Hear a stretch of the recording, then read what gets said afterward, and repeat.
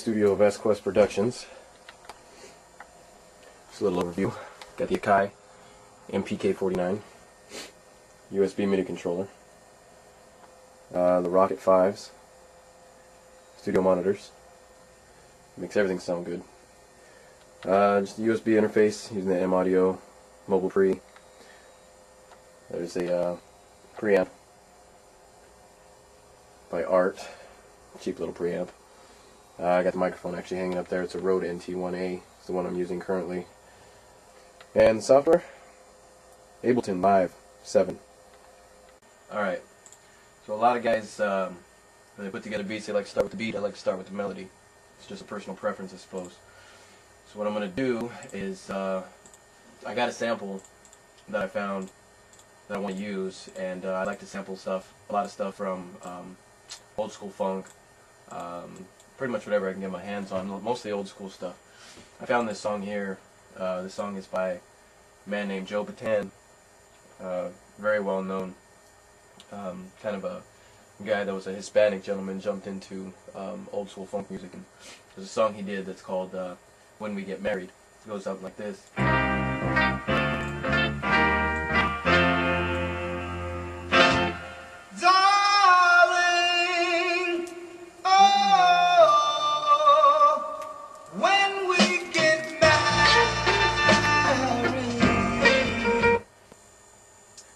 What I do is I utilize a tool built into Live called MIDI slicing. MIDI slicing is simply taking a sample, being able to slice up the sample into multiple pieces and lay those pieces onto your keys or onto your pads. In this case, the beginning of that Joe Bataan song has a lot of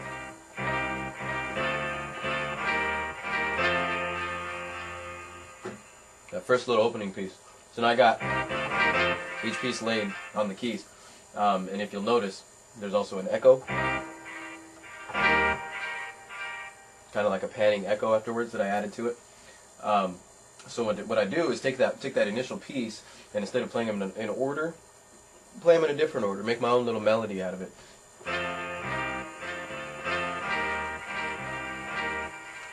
So what I did is I came up with this.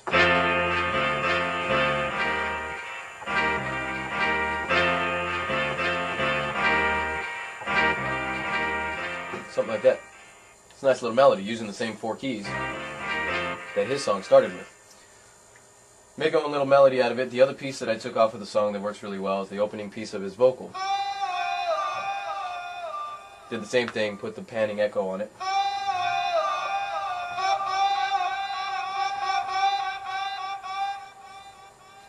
Lay them all together. So the loop that I end up with, the loop sounds something like this.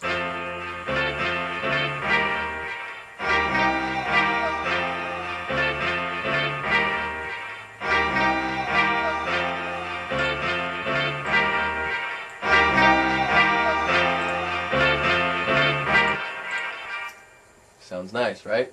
Alright, thank you Joe Bataan for the pieces. Alright, so once I got the loop put together that I wanted, just a real basic loop, I start figuring out the drums and everything that sounds right with it. So good thing is that I have a lot of snares to choose from in here, everything from Roland packs to Akai packs to everything you can think of. So I start going through, lay down a snare in the location that I want it, and then see what it sounds like. So let me grab my drum here.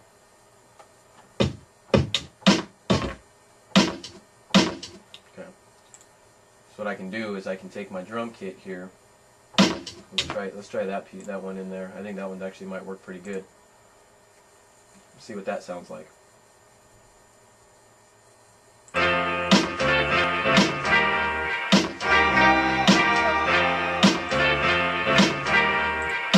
bad, not bad. Alright, what other pieces we got?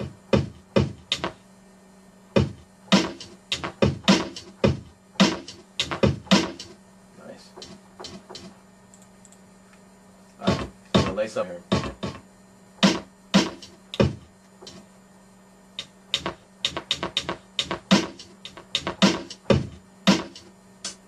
There's my hi-hat.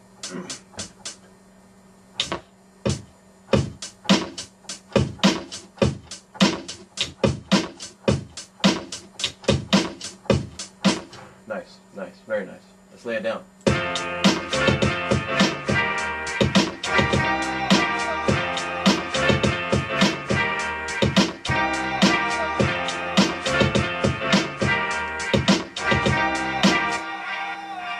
Clean as hell.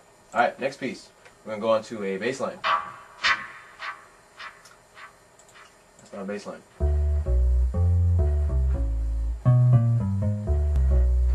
Alright, so we're doing the alright,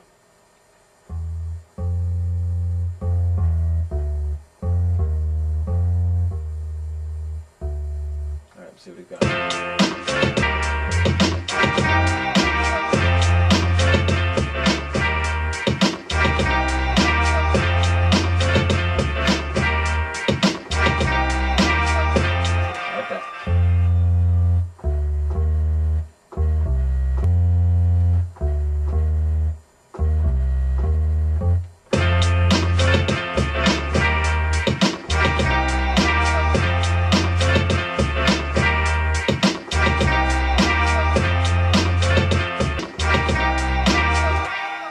Cool, that works.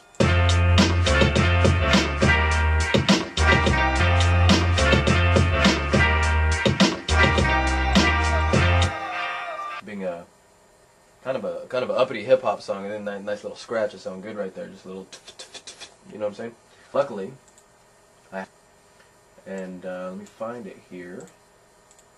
I'd like to try to lay that into this piece, into the song, and see what goes, see how it goes. Right here. That's the one. Now we just got to get it to fit the song. Alright, let's get this thing going.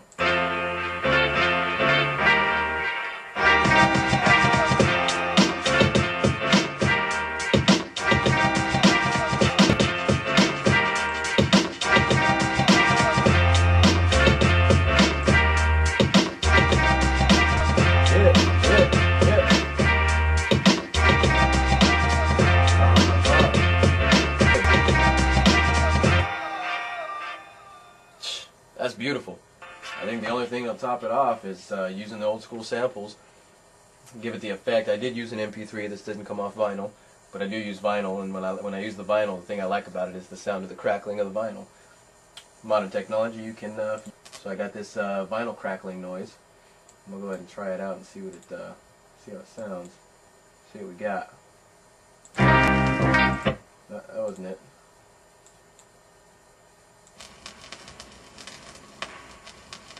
Echoey vinyl crack. Perfect. Just lay that right on top of the jam.